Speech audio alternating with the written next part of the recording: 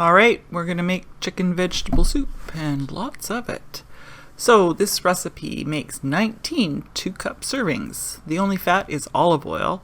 So you can make this really low calorie by reducing the olive oil. You can also make it low sodium by using different types of chicken stock. Bone broth would be a really good choice. I unfortunately didn't have any, so I just used regular chicken stock. You can also add lentils or rice, but if you do this, make sure you add more liquid and stir frequently during the cooking process to make sure it doesn't soak up too much liquid and burn. So for this recipe, you will need 2 large onions, 10 stalks of celery, around 3 medium yams, 10 to 12 carrots, and 6 cups of leafy greens. I used kale and cabbage in this particular recipe, but you can use whatever you like. I also used 8 chicken breasts, which I coated in olive oil and Montreal steak spice, and I baked in a 375 oven for about 60 minutes. You might want to use a meat thermometer to make sure your chicken is thoroughly cooked. I also used some bay leaves and again the chicken stock and the Montreal steak spice. I also used garlic, and I cheated and bought peeled garlic.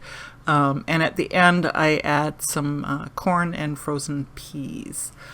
So to begin with, saute the onions and garlic. I used 8 cloves diced up because I really like garlic. And saute until the onions are a bit translucent. And then I split those onions between 2 stock pots.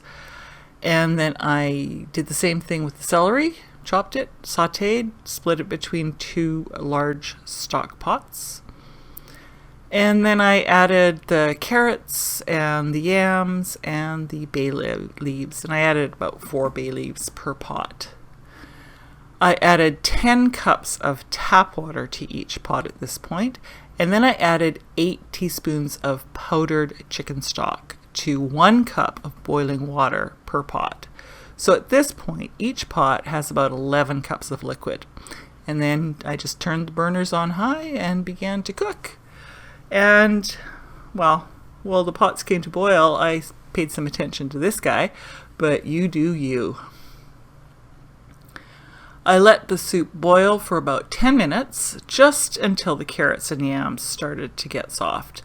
So this fruit soup is going to be frozen and then reheated, so you need to slightly undercook the vegetables, or when you reheat, they're going to get too mushy. And once the carrots and yams were kind of cooked, but not too soft, I threw in the leafy greens, and I simmered for about 2 minutes, and then turned the burners off, leaving the pots on the burner. By this time, the chicken is usually done, and this time it certainly was. So I took it out of the oven and cut it into small pieces, 4 breasts per pot, and added the cooked chicken to the soup. I also split the oil and the seasonings that were left in the pan into each pot. At this point, you want to taste and adjust the stock or add any other seasonings. Then ladle into 2-cup freezer containers, leaving some room for the peas and the corn.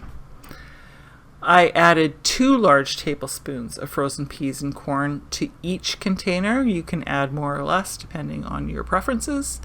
And then let them cool for a little bit longer and pop the lids on tight. And then all you need to do is trundle them off down to your freezer or over to your freezer, depending on where it is. Make sure you spread them out in the freezer so they'll freeze quickly. To reheat, I always bring my soup to a boil when I reheat it. Thaw it first in the fridge, and then I finish it off with about a tablespoon of turmeric because I really like it, and a liberal helping of black peppercorn, freshly ground. So that is the soup recipe. I hope you enjoy.